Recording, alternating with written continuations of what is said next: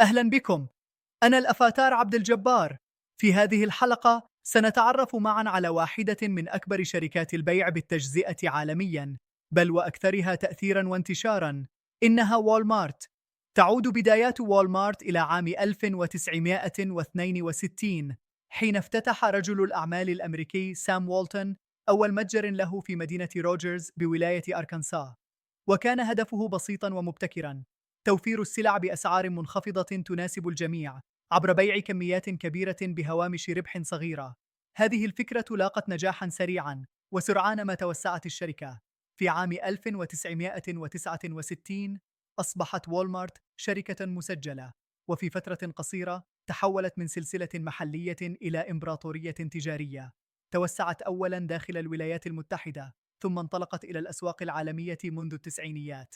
اليوم تدير والمارت أكثر من 11,500 متجر في 27 دولة بأسماء تجارية مختلفة، وتنقسم عملياتها إلى 3 وحدات رئيسية: والمارت يو اس، وتشمل المتاجر الكبيرة التي تبيع كل شيء من المواد الغذائية والملابس إلى الإلكترونيات.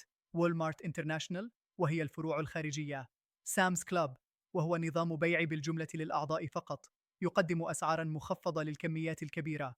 ومع تطور التجارة الإلكترونية، لم تقف والمارت مكتوفة الأيدي، بل دخلت بقوة هذا المجال لمنافسة أمازون من خلال إطلاق منصات مثل والمارت دوت كوم ووالمارت بلس، وتطبيقات موبايل متطورة مع خدمات توصيل ذكية واستلام من المتاجر.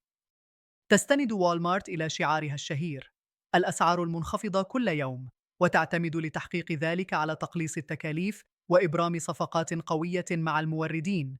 وهي اليوم تعد أكبر جهة توظيف خاصة في العالم، بأكثر من 2 مليون موظف، معظمهم في الولايات المتحدة.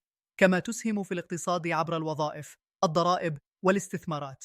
لكن رغم نجاحها الضخم، واجهت والمارت انتقادات متعددة، منها تدني الرواتب وصعوبة ظروف العمل، إضعاف الشركات المحلية الصغيرة، محاربة النقابات العمالية، الآثار البيئية الناتجة عن حجم عمليات النقل.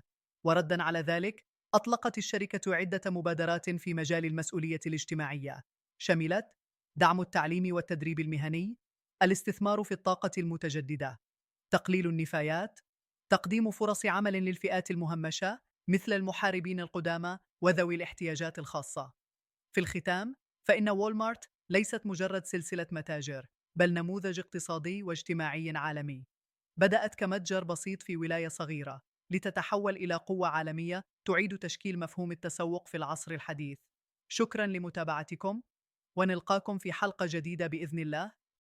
كان معكم الأفاتار عبد الجبار، برنامج استشارة في الإدارة.